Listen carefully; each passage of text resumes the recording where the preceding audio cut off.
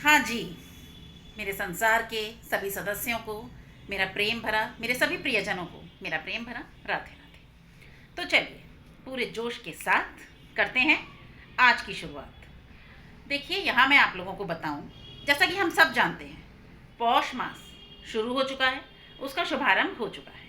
5 दिसंबर से पौष माह का शुभारंभ हो गया है, जो चलेगा अब 3 जनवरी तक। 3 जनवरी को जिसका समापन होगा। देखिए, पौष मास बेहद कड़कड़ाती हुई ठंड का महीना, बेहद कड़कड़ाती कड़ाके की ठंड का महीना, जिसको हम सामान्य भाषा में फूस का महीना भी कहते हैं। फूस का महीना, जो कि हम जनरली घरों में बोलते हैं, फूस का महीना। ठीक है। अब पौष मास, देखिए होता क्या है। पौष मास में पूरे महीने सूर्यदेव की विशेष आराधना की जाती है। पूजा पाठ उपासना सब कुछ सूर्यदेव का किया जाता है। पूरा महीना भगवान सूर्य नारायण को समर्पित है। साथ में श्री हरि विष्णु भगवान की भी पूजा की जाती है सूर्य नारायण के साथ। अब सूर्यदेव इसी दिन धनु राशि में प्रवेश करते हैं। धनु राशि में सूर्यदेव के प्रवेश के साथ, जैसा कि हम सब जानते हैं, खर मास की शुरुआत हो जाती है। खर मास, अब खर मास लगते ही देखिए सारे मांगलिक कार्य, समस्त मांगलिक कार्य, विवाह, सगाई, मुंडन, गृह प्रवेश, किसी भी तरह के मंगल कार्य पूर्णतया बंद हो जाते हैं। कोई मांगलिक कार्य फूस के महीने में यानी पौष मास में नहीं किया जाता। समस्त कार्यों पर विराम लग जाता है 1 महीने के लिए। अब और क्या क्या होता है, देखिए पूरा महीना पूजा पाठ को, अध्यात्म को और सात्विकता को समर्पित है पौष मास का। इस पूरे महीने सूर्यदेव की विशेष आराधना की जाती है। उसके साथ साथ इस महीने हम समस्त प्रकार की तामसी चीज़ों का त्याग कर देते हैं, पूर्णतया परित्याग कर देते हैं पौष मास में। और क्योंकि देखिए पूरा महीना अध्यात्म को और सात्विकता को समर्पित है।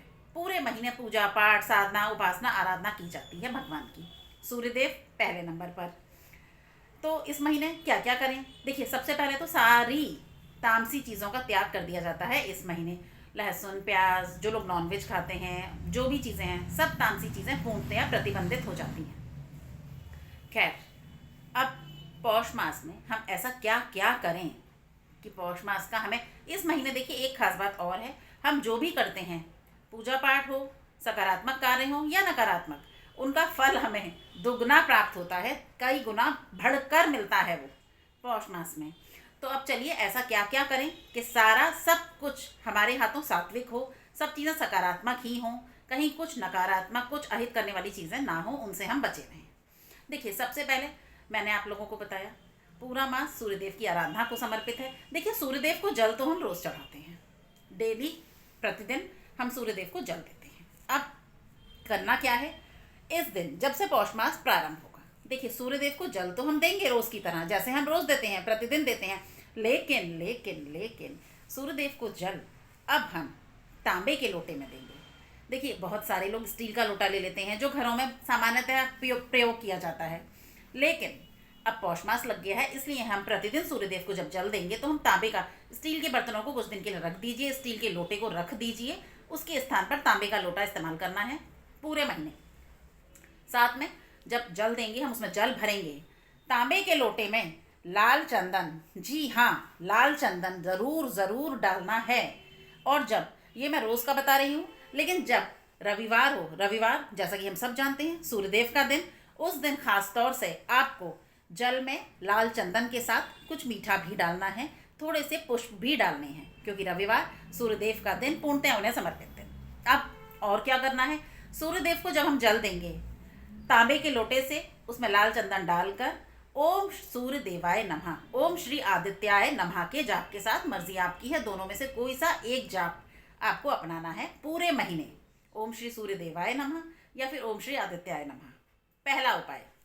दूसरा उपाय, अब क्या करना है, पूरे महीने देखिए जिन लोगों को आता है बहुत अच्छी बात है, अति उत्तम, आपको आदित्य हृदय स्त्रोत का पाठ करना है अपने पूजा पाठ के वक्त। जब हम पूजा करने बैठते हैं उस वक्त सब चीज़ों को अब एक तरफ कर दीजिए। इस पूरे मास आपको श्री आदित्य हृदय स्त्रोत का पाठ करना है। जिन लोगों को नहीं आता, जिन्हें आता है देखिए अति उत्तम, जिन्हें नहीं आता, यहाँ मैं बात कर रही हूँ उन लोगों की, कोई बात नहीं, आप फ़ोन में चला दीजिए, मैंने आपको पहले भी बताया है, आप फ़ोन में लगा दीजिए श्री आदित्य हृदय स्त्रोत का पाठ बेहद बेहद बेहद महत्वपूर्ण पूरे महीने करना है। और रविवार को तो इसका महत्व और बढ़ जाता है क्योंकि वो सूर्यदेव का दिन होता है। अब और क्या करना है? तीसरा उपाय देखिए, पौष मास में पितरों के निमित्त, पितरों का तर्पण, पितरों के लिए जो भी आप उनके निमित्त निकाल सकते हैं, इन सब चीज़ों का पौष मास में बेहद महत्व है। तो अब पौष मास में कुछ तिथियां आती हैं, जैसे एकादशी, पूर्णिमा, अमावस और संक्रांति। इन तिथियों पर बहुत कुछ नहीं करना है, आपको दान करना है अपने पितरों के नाम से। पितरों के नाम से उन्हीं के लिए आपको ये दान करना है या और तर्पण करना है। देखिए, तर्पण बेहद फल देता है, बेहद फल पौष महीने में जब पितरों के नाम से किया जाता है। आप तर्पण बेहद, जो तिथियां मैंने बताई हैं, एकादशी, पूर्णिमा, संक्रांति, अमावस, इन तिथियों पर आप तर्पण ज़रूर करें, कतई ना भूलें। साथ में पितरों के नाम से आपको दान करना है। अब देखिए, पूरे पौष मास अन्न दान का विशेष महत्व है पूरे पौष मास में। लेकिन यहाँ मैं आपसे कहूँगी भाई, कड़ाके की ठंड शुरू हो चुकी है, बेहद कड़क ठंड शुरू हो चुकी है, तो दान है। देखिए, आप उसमें अपने पितरों के नाम से कुछ गर्म वस्त्र, गर्म कपड़े भी दान कर देंगे, उसका भी फल आपको कई कई कई गुना होकर ही मिलना है साहब। तो मत सोचिए, मत विचार करिए, किसी संशय में मत पड़िए। पितरों के नाम से अपनी अच्छी भावना के साथ आप कुछ गर्म कपड़े भी, जितनी आपकी सामर्थ्य में हैं, देखिए अपनी सामर्थ्य के अनुसार कुछ गर्म कपड़े निकाल लीजिए और उनका दान भी आपको करना है। सामर्थ्य आपकी है, अन्न का दान बेहद महत्वपूर्ण है, लेकिन करना आपको, हर जो भी दान आप कर रहे हैं इस पूरे मास, आपको अपने पितरों के निमित्त उनका नाम लेकर ही करना है। देखिए, अब आप पूछेंगे इससे होता क्या है? इससे पितृदोष दूर होता है साहब। जिनको पितृदोष होते हैं, जिनकी कुंडली में, जिनकी पत्री में पितृदोष है, वो दूर होता है। इतना बड़ा, इतना शक्तिशाली उपाय है जो आपको दिया है आज। ये सिर्फ पौष मास में किया जाता है और इससे पितृदोष दूर होता है। तिथियां मैंने आपको बता दी हैं, कौन कौन सी तिथि पर किस किस दिन आपको ये करना है। अब क्या करना है? श्री हरि नारायण की, माता लक्ष्मी के साथ विशेष पूजा आराधना पूरे महीने में, हफ्ते में एक दिन तो आप मंदिर जा ही सकते हैं। मैंने माना रोज़ नहीं जा सकते, लेकिन एक दिन तो देखिए आराम से जा सकते हैं। तो क्या बात है? आपको श्री हरि नारायण की, माता लक्ष्मी के साथ पूजा अर्चना करनी है मंदिर में जाकर। इससे विशेष लाभ की प्राप्ति होगी, सुख, समृद्धि और खुशहाली में कई गुना बढ़ोतरी होगी। अब और क्या करना है? और मैंने दान आपको बता दिया है। सूर्यदेव की उपासना का महीना है, उन्हें पूरी तरह समर्पित है। जितनी ज़्यादा पूजा पाठ हो सके वो आपको करनी है। अब एक अंतिम उपाय पर बेहद महत्वपूर्ण है, जो पौष मास में, देखिए मैंने अभी आपको बताया कुछ ही देर पहले, तामसी चीज़ों का त्याग। तामसी यानी तामसी भोजन हो गया। तामसी चीज़ों में तामसी भोजन पूर्णतया प्रतिबंधित पूरे महीने। साथ में तामसी भोजन तो हम प्रतिबंधित कर रहे हैं पूरे महीने, उसके साथ साथ देखिए तामसी विचारों का त्याग, तामसी सोच का त्याग, और पूर्णतया आना है सात्विक पर। पूर्णतया अपनाना है सात्विक भोजन के साथ साथ सात्विक सोच, सात्विक विचारधारा। और एक और ज़रूरी उपाय, अब क्या करना है? देखिए, इस पूरे महीने कोशिश कीजिए कि अपनी जीभा पर, अपने विचारों पर और अपनी सोच पर पूर्णतया नियंत्रण रखें। कैसे? देखिए, आप अपने मुखमंडल से, अपनी जीभा से किसी के भी लिए कम से कम, हमेशा नहीं, एक महीना तो आप कर सकते हैं, किसी के लिए भी किसी तरह के कटु वचन, अपशब्द, कठोर जीभा या कठोर बातें आपके मुखमंडल से ना निकलें। इस पूरे महीने इस प्रण को ले लीजिए, कठोर शब्द, कटु वचन और कड़वी बुरी बातें आपके मुंह से, आपकी जीभा से ना निकलें। क्योंकि देखिए, आप जो भी करेंगे इस महीने, सकारात्मक या नकारात्मक, जो भी आप देंगे वो कई गुना होकर आपके पास ही आना है, वापस आपके पास ही लौटेगा वापस। इसलिए कोशिश कीजिए। देखिए, पूरा महीना पूजा आराधना को, सात्विकता को, अध्यात्म को समर्पित है। इसलिए करना क्या है? हर चीज़, हर सात्विक चीज़, हर सकारात्मक चीज़ पर बेहद जोर दीजिए, बेहद महत्वपूर्ण तरीके से उन चीज़ों को अपनाइए और हर नकारात्मक चीज़ का परित्याग कीजिए। उन्हें कम से कम एक महीने के लिए अपने जीवन से, अपने जीवन शैली से बिल्कुल दूर कर दीजिए, बिल्कुल किनारे कर दीजिए। उन चीज़ों से आपको कोई वास्ता नहीं रखना। एक महीने के लिए तो हमेशा के लिए अपना सकते हैं, बल्ले बल्ले। लेकिन देखिए, एक महीने तो आसानी से आप इस चीज़ को अपना सकते हैं। कुछ नियम हैं जो आप ले सकते हैं, कोई बहुत जटिल नियम नहीं है पौष मास के, बेहद साधारण नियम है बेहद सरल नियम है। देखिए, बेहद सात्विक महीना है, मैं फिर एक बार दोहरा रही हूँ। बेहद सरल सहजता से आप कर सकते हैं जो उपाय मैंने आपको बताए हैं। अब क्या करना है, सब कुछ तो आपको बता दिया है। जो नहीं करना है, जो करना है, देखिए वो भी मैंने बता दिया है। सूर्य देव की विशेष आराधना, उपासना, उनको जल किस तरह देना है, उनको अर्घ कैसे देना है, श्री आदित्य हृदय स्तोत्र का पाठ कतई मत भूलिएगा। पूरे पौष मास के लिए बेहद महत्वपूर्ण और बेहद कारगर उपाय है जो आज आपको बताया है।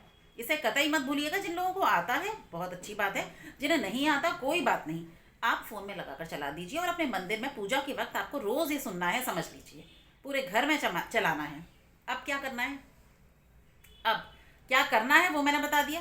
क्या नहीं करना है, जीवा पर, मुखमंडल पर पूर्णतया नियंत्रण रखना है। कोई कटु वचन, कठोर शब्द, अपशब्द किसी के लिए भी आपके मुखमंडल से ना निकले।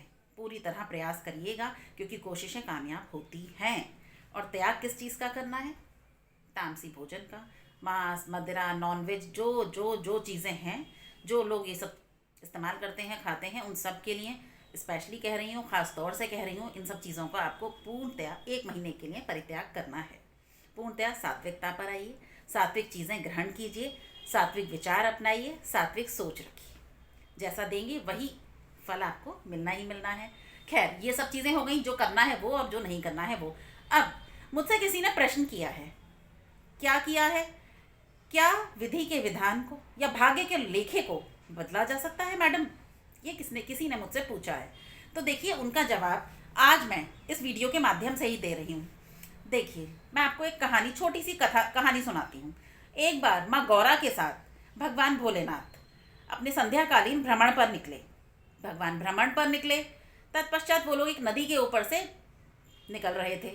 तभी वहाँ देखा बहुत सारे बच्चे, काफ़ी सारे बच्चे नदी में जल क्रीड़ा कर रहे हैं, खेल कूद रहे हैं, पानी के साथ उछल कूद कर रहे हैं, खूब आनंद ले रहे हैं, खूब मनोरंजन कर रहे हैं। लेकिन एक बच्चा अकेला नदी के किनारे चुपचाप, शांत, बेहद हताश, मायूस बैठा हुआ है।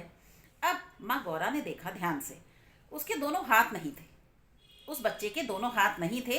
तत्पश्चात माँ गौरा का, माँ पार्वती का हृदय बेहद दया से भर गया, बेहद करुणा से भर गया। उन्होंने भगवान भोलेनाथ से बहुत प्रार्थना की, अनुनय विनय किया। पर भगवान ने कहा, देखिए देवी, मैं इसमें कुछ नहीं कर सकता, ये विधि का विधान है। कुदरत ने अगर किसी को कुछ दिया है या नहीं दिया है तो बहुत कुछ सोचकर मैं उसके मामलों में, मैं उन चीज़ों में हस्तक्षेप नहीं कर सकता।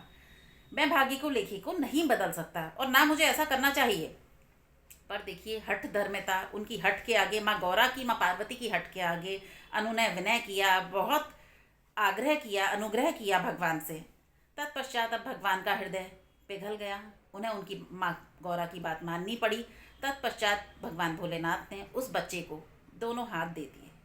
अब कुदरत की मर्जी के खिलाफ जाकर भगवान ने उसको दोनों हाथ तो दे दिए, कोई बात नहीं। अगले दिन पुनः वे लोग अपने संध्याकालीन भ्रमण पर निकले। अब माँ गौरा उसी तरफ फिर से गई भगवान भोलेनाथ के साथ। आज उन्होंने क्या देखा, आज उन्होंने देखा सब बच्चे बेहद डरे, सहमे, बेहद खौफ में, बेहद हताश, निराश, घबराए हुए नदी के किनारे बैठे हैं, थोड़ी दूर बैठे हैं। और वो अकेला बच्चा जो कल अकेला बैठा था, जिसके हाथ नहीं थे, लेकिन जिसको माँ गौरा ने दोनों हाथ दिलवा दिए थे, आज वो बच्चा अकेला नदी में जल क्रीड़ाएं कर रहा है, उछल कूद कर रहा है, आनंद ले रहा है, खूब उधम मचा रहा है, जो भी। अब माँ गौरा सोच में पड़ गई। तब उन्होंने भगवान से पूछा कि ऐसा क्यों प्रभु, ये ऐसा क्या है कि सब बच्चे वहाँ खौफजदा होकर बैठे हैं, भय से भयभीत हुए बैठे हैं, ऐसा क्या है, और ऐसा ये बच्चा अकेला क्यों ऐसे खेल रहा है, कोई इसके साथ क्यों नहीं। तब भगवान मुस्कुराए। देखिए, उन्होंने मुस्कुराकर माँ को जवाब दिया, माँ पार्वती को जवाब दिया, ये बच्चा कल तक जब इसके हाथ नहीं थे, ये अकेला था, बेबस था, अकेला चुपचाप बैठा रहता था, किसी को इससे कोई खतरा नहीं था। लेकिन आज आपके अनुग्रह पर, आपके आग्रह पर जब इसको हाथ प्राप्त हो गए हैं, ये बच्चा सभी बच्चों को जो नदी में खेलने आए थे, जो नदी के किनारे खेल रहे थे, जल क्रीड़ा कर रहे थे नदी में, उन्हें पकड़ पकड़ कर दोनों हाथों से नदी में डुबो रहा है, जल में डुबो रहा है, दोनों हाथों से पकड़ पकड़ कर बेहद परेशान कर रहा था। जबरदस्ती उन बच्चों को इसने दोनों हाथों से खींचा, पकड़ा और नदी में डुबो रहा है। जैसे तैसे वो बच्चे अपनी जान बचाकर भागे हैं और बेहद भयभीत होकर, घबरा कर, हताश होकर नदी के किनारे बैठे हैं। इस बच्चे का इतना खौफ है उन बच्चों के मन में, हृदय में, और बेहद भयभीत हैं वो इससे कि इसके पास भी नहीं फटकना चाह रहे। अब माँ गौरा निशब्द और एकदम चुप, निशब्द हो चुकी थी और उन्हें थोड़ी सी अपने ऊपर लज्जा भी आ रही थी। थोड़ा सा उन्हें अपनी गलती का, अपनी भूल का एहसास भी हो रहा था कि उन्होंने क्यों ज़बरदस्ती की, क्यों हट की, क्यों ज़िद की भगवान से उस बच्चे को हाथ देने के लिए, जबकि भगवान ने कहा था कि कुदरत के नियमों के बीच किसी को भी नहीं आना चाहिए। हुआ क्या, अगर कुदरत ने देखिए उस बच्चे को हाथ नहीं दिए थे तो बहुत कुछ सोचकर नहीं दिए थे। अब हाथ मिलते ही देखिए उसने क्या शुरू कर दिया, किस किस के लिए वो परेशानी का, भय का कारण बन गया। जब तक हाथ नहीं थे किसी को कोई भय नहीं था, सब निश्चिंत होकर खेल रहे थे, कूद रहे थे, जो भी। लेकिन जैसे ही उसको हाथ मिले उसने उनका किस तरह से दुरुपयोग शुरू कर दिया। तो इसीलिए कहते हैं साहब कि अगर कुदरत ने, अगर भाग्य में जो लिखा है, जो विधि का विधान है, देखिए हम किसी भी तरह अगर ईश्वर से हट कर अपनी पूजा पाठ के ज़ोर पर किसी भी तरह उन्हें मजबूर कर उनसे कुछ चीज़ें अपने भाग्य में जबरन करवा लेंगे ना, कुछ भी, तो उसके जो नतीजे आएंगे ना वो नकारात्मक ही आएंगे। वो सकारात्मक हो ही नहीं सकता। किसी का भी विधि के विधान में देखिए कोई हस्तक्षेप नहीं होता है। अगर हम ईश्वर से कुछ भी जिद कर हट कर कुछ करवा लेंगे ना, तब भी वो हमें फलना नहीं है, वो फलीभूत नहीं होगा। क्योंकि विधि ने, कुदरत ने हमें जो भी दिया है और जो भी नहीं दिया है वो बहुत सोच समझ कर, हमारे हित को और अहित को सोच कर, आगे तक का विचार कर हमें नहीं दिया है, और जो दिया है वो भी बहुत सोच समझ कर दिया है। हमारे हर तरह से सर्वहित के लिए दिया है। तो इसलिए जो मिला है और जो नहीं मिला है, पहले तो उसका अफसोस मत कीजिए कि हमें क्यों नहीं मिला, फलाने को क्यों मिला है। भाई वो उसका भाग्य है, अगर उसको मिला है, और अगर आपको नहीं मिला है ना साहब, तो ये आपका सौभाग्य है। इसे ये मत सोचिए कि मेरा तो भाग्य ही ऐसा है। अपने को और अपने भाग्य को मत कोसिए। जो आपको मिला है ये सोचिए कि वो आपको सौभाग्य से मिला है, और जो सामने वाले को मिला है ना वो उसको उसके भाग्य से मिला है। वो उसका भाग्य, ये आपका सौभाग्य। कुदरत ने सबको सब कुछ सोच समझ कर दिया है। हर किसी व्यक्ति को सब कुछ एक साथ नहीं मिलता। किसी को कुछ दिया है, किसी को कुछ दिया है। सबको सब चीज़ें कभी नहीं, भगवान भी नहीं देते। देखिए कहीं ना कोई कमी हर व्यक्ति विशेष के साथ रखी जाती है। किसी को कोई संपूर्ण है ही नहीं, ना मैं ना आप। तो फिर सोचना क्या, संशय किस बात का? क्यों हम ये सोचते हैं कि विधि के विधान को बदला जा सकता है, भाग्य को लिखे को बदला जा सकता है? नहीं, कतई नहीं साहब, नहीं बदला जाता विधि के विधान को, भाग्य के लिखे को, कुदरत के कड़े नियमों को। देखिए कुदरत के नियम सबके लिए बराबर हैं। अब इस बात को अच्छी तरह अपने दिमाग में बिठा लीजिए। जिन्होंने मुझसे ये प्रश्न किया था, मैंने उसी वक्त सोच लिया था कि मैं इनके प्रश्न का उत्तर आज की वीडियो में दूंगी, ताकि हम सबके लिए एक प्रेरणा जाए, एक मैसेज जाए, सबको एक जानकारी मिले, एक मन में इतना समझ में आए कि हम जो भी आज हमारे पास है, जो हमारे को ईश्वर से मिला है, कुदरत से मिला है, वो हमारा सौभाग्य है भाई, वो हमारा सौभाग्य है। और जो दूसरे के पास है उसे देखकर कतई मत चिंता करिए, कतई अपने आप को मत कोसिए, मत सोचिए कि वो मुझे क्यों नहीं मिला। वो उसका भाग्य है। वो अगर उसके लिए अच्छा है, ज़रूरी नहीं वो आपके लिए भी अच्छा हो। वो उसके सर्वार्थ है, उसके हित के लिए है। ज़रूरी नहीं वो आपके लिए भी आपके भी हित के लिए हो, आपके लिए भी उतना ही फलदायी हो, आपको भी उतना फलीभूत हो। कभी ये कतई आवश्यक नहीं है। इसलिए अब इस बात को अपने मन में बिठा लीजिए। जो मिला है भाग्य से मिला है, सौभाग्य से मिला है, और कुदरत के लेखे कभी नहीं बदले जाते। कुदरत ने जो दिया है बहुत सोच समझकर हमारे हित के लिए दिया है, सर्वार्थ हित के लिए दिया है। तो और कुछ अब आपके साथ एक बेहद ज़रूरी जानकारी और साझा करनी है। देखिए जाता हुआ साल है, लगभग साल का समापन होने जा रहा है, और इस जाते हुए साल के साथ अपनी सारी दुख तकलीफ़ें हमें विदा करनी है। आने वाला वर्ष कैसा रहेगा, हर राशि के लिए, 12 की 12 राशियों के लिए आगे आने वाली वीडियोस में हम इस विषय पर बेहद गहनता से चर्चा करेंगे, बात करेंगे। तो बिल्कुल मिस मत कीजिएगा आने वाली वीडियोस, बेहद इम्पॉर्टेंट, क्योंकि हम चर्चा करेंगे हर उस राशि के बारे में। कैसा रहेगा 2026 नव वर्ष, कैसा रहेगा। तो चलिए जी, अब मुझे दीजिए इजाज़त।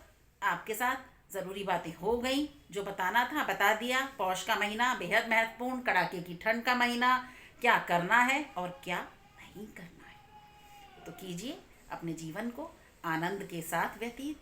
हर चिंता फिकर सब कुछ त्यागिए, पूरा आनंद लीजिए जो कुदरत ने, ईश्वर ने आपको दिया है अपना सौभाग्य समझकर। तो चलिए मुझे दीजिए इजाज़त, मिलती हूँ अब आपसे। राशियों के बारे में करेंगे बात अगली वीडियोस में। तब तक के लिए कतई मत भूलिए, जय जय श्री राधे, जय जय श्री राधे, जय जय श्री राधे। राधे राधे दर्शकों।